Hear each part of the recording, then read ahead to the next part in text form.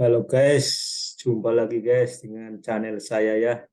Pada kesempatan ini saya akan sharing dengan judul arti kode pada emas ya. Mungkin kita pernah lihat emas batangan, emas perhiasan, emas granul, dan emas-emas yang lain ya. Itu ada kode-kode yang tertulis di permukaan perhiasan atau emas batangan tersebut ya. Jadi pada kali ini saya akan menjelaskan kode-kode tersebut ya. Yang pertama, coba kita lihat di emas batangan yang di bawah ini ya. Ini tertulis pin gold.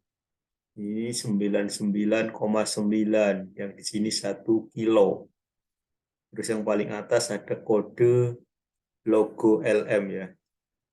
Jadi yang pertama pin gold. Pin gold ini emas murni ya, artinya emas murni. Kadarnya 99,9. Ini beratnya 1 kilogram. Terus yang paling bawah ada nomor seri ya. Nah, terus untuk yang kecil ini beratnya 250 gram. Nah, ini kode-kode ini sebenarnya apa ya?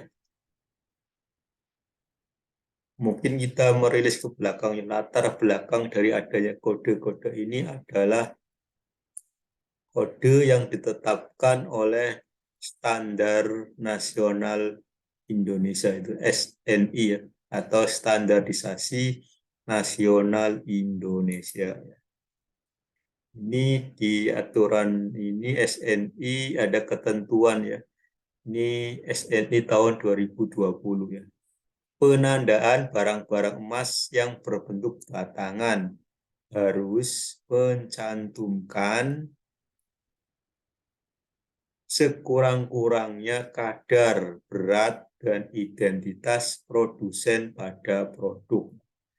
Jadi kalau emas berbentuk batangan seperti yang tadi ya, harus mencantumkan sekurang-kurangnya kadar.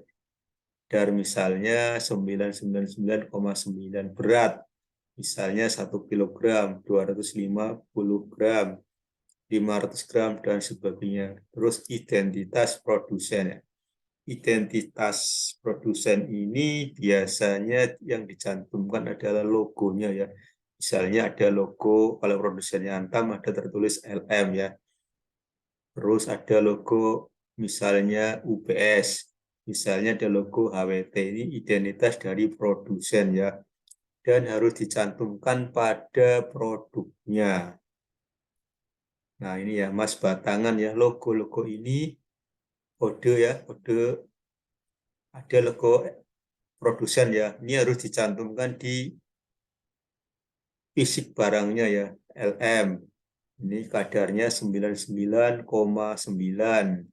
Terus beratnya 100 gram. Jadi kalau pada emas batangan harus mencantumkan pertama ada kadarnya, yang kedua ada beratnya ini 100 gram, yang ketiga ada produsennya ya, yang harus dicantumkan di barangnya. Ini standar SNI untuk emas batangan. Kemudian ada standar untuk emas yang berbentuk granul. Penandaan barang emas yang berbentuk granul harus mencantumkan sekurang-kurangnya kadar, berat, dan identitas produsen pada kemasannya ya. Granul itu berbentuk apa ya? Granul itu masih berbentuk butiran-butiran. Ya ini emas granul dalam bentuk butiran-butiran. Emas ini mencantumkan kadar, berat, dan identitas produsen pada kemasannya ya, bukan pada fisik emasnya, tapi pada kemasannya. Kemudian yang ketiga, penandaan barang-barang emas berupa perhiasan harus mencantumkan sekurang-kurangnya kadar, persen atau karat. Kemudian identitas produsen pada produk. Pada produk maksudnya pada fisik barangnya. Sedangkan berat emasnya dapat dicantumkan pada kwitansi. Untuk emas perhiasan seperti cincin, kalung, gelang itu harus ada kadarnya, harus ada identitas produsen pada produknya, sedangkan beratnya dapat dicantumkan pada kwitansi ya. Ini untuk perhiasan. Yang perhiasan biasanya begini ya, ada kadarnya ini 750. Kemudian di sini ada logonya, ini logonya UBS ya. Logo untuk identitas produsen. Sedangkan beratnya di mana nih guys? Beratnya kan di sini belum tercantum ya, karena bisa atau boleh dicantumkan hanya pada kwitansi ya atau kemasannya. Ini untuk yang perhiasan ya. Kode-kode ini dicantumkan di barangnya untuk kadarnya. Yang perhiasan itu nomor 3C ya. Barang berupa perhiasan harus mencantumkan sekurang-kurangnya kadar dan identitas produsen pada produk. Sedangkan berat emas dapat dicantumkan pada kwitansi. Nah itu guys, jadi emas yang standar SNI ada kode-kode perhiasan seperti ini ya guys.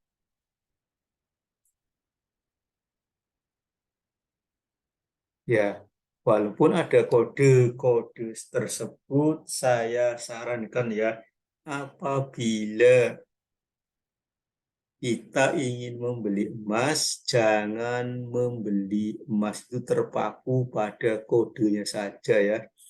Karena banyak sekali penipuan-penipuan. Jadi harus benar-benar diuji. Ingat ya guys, harus benar-benar diuji. Harus benar-benar diuji ya. Karena banyak sekali penipuan. Banyak emas-emas palsu.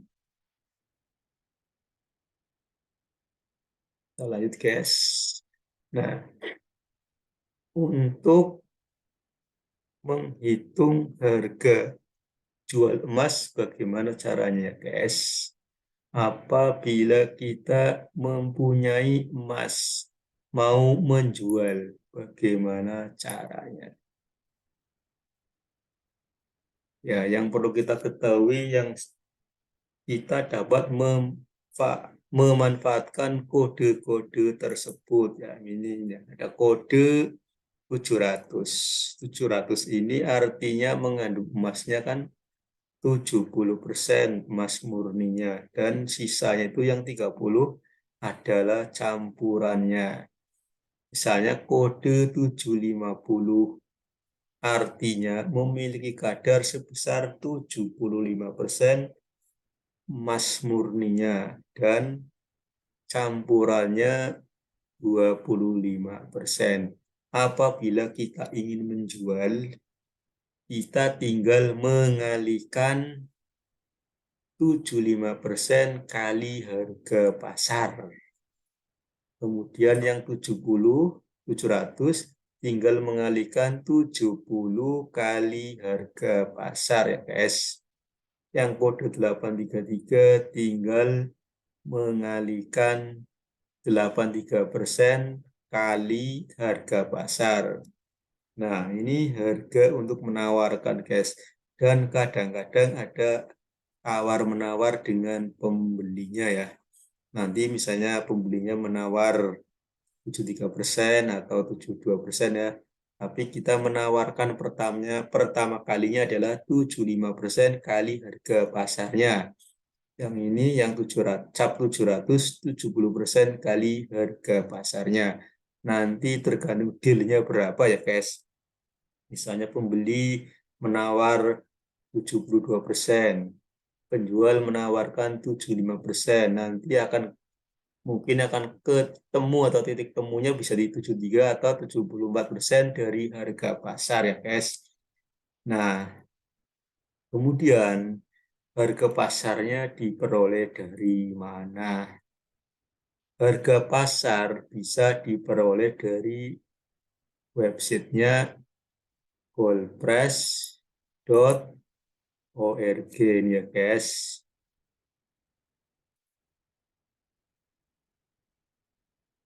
Nah ini